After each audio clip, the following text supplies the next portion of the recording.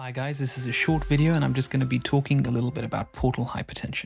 So if we start with the normal liver, what you'll see is that the normal liver actually has a dual blood supply.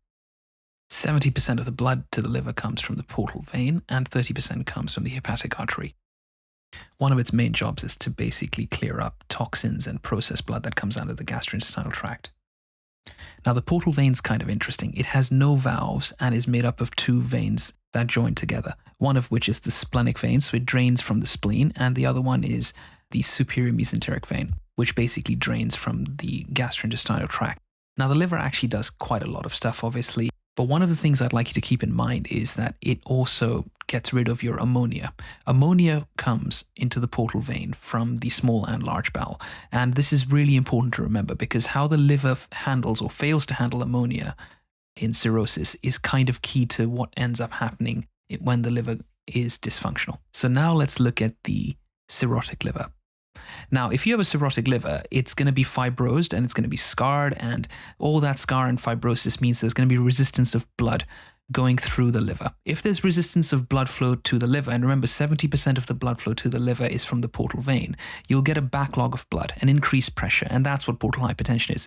If there's increased pressure in the portal vein, that pressure will reflect backwards. So you'll get an increased pressure around the splenic vein, and you'll get an increased pressure in the venous system of the gut as well. Now, part of that will lead from in the spleen to splenomegaly, and part of the consequences will be that you'll have increased pressure in the venous system that's draining the gut, which can give you an impetus to develop ascites. If we stick with the spleen, one of the consequences of having a large spleen is hypersplenism, so you can get sequestration of your platelets there, and that's why in cirrhosis or chronic liver disease of any kind, one of the key findings, especially in portal hypertension, is a thrombocytopenia. And of course, if you have an increased pressure in the venous system draining the gut, you have an impetus just from the oncotic pressure of developing ascites. Let's stick right now with the increased pressure in the portal vein.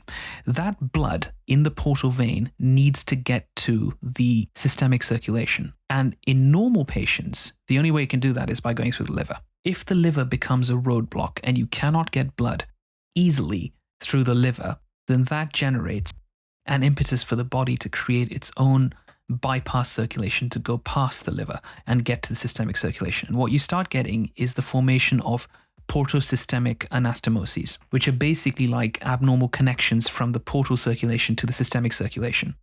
Now, the commonest site where you can get these anastomoses forming are the base of the esophagus and the stomach mucosa. And the name for them is varices. One of the consequences of having an increased portal pressure or portal hypertension is the production of nitric oxide in the peripheral circulation. And nitric oxide will have a couple of effects. One, it'll drop the patient's blood pressure, which is why in chronic liver disease you often see a low normal blood pressure. And in a patient with a chronically low blood pressure, effectively the body registers that as an ineffective circulating plasma volume.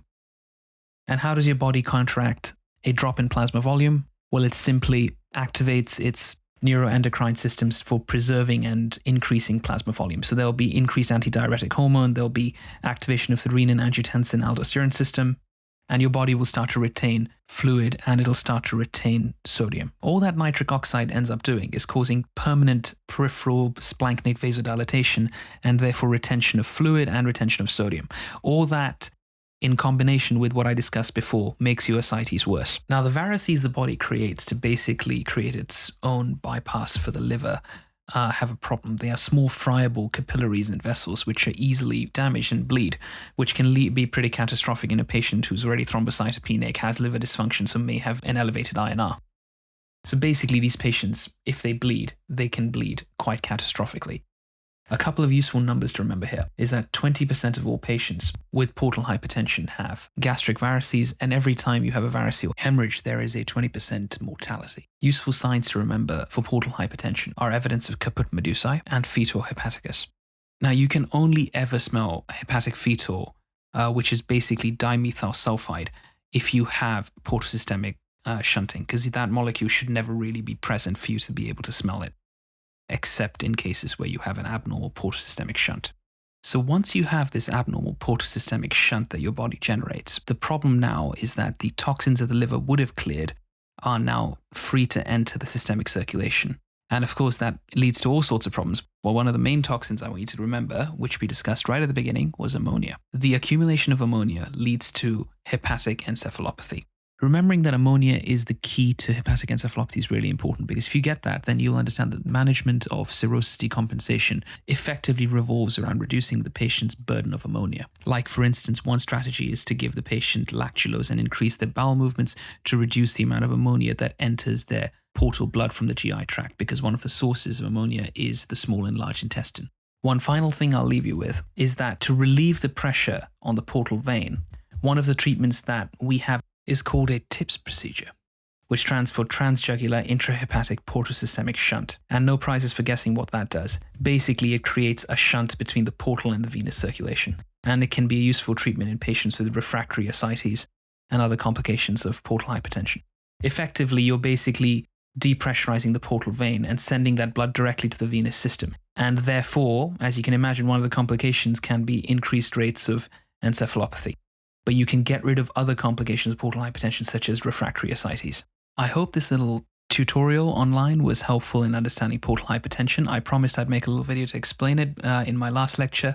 I'm sorry it's taken a while. I'm just experimenting with different ways of doing this. I'm going to do a few more of these. I'd like to do one on splitting of the heart sounds. If there are any others you'd like me to cover, any other medical topics, or anything that you think just is not very well explained, then please do let me know.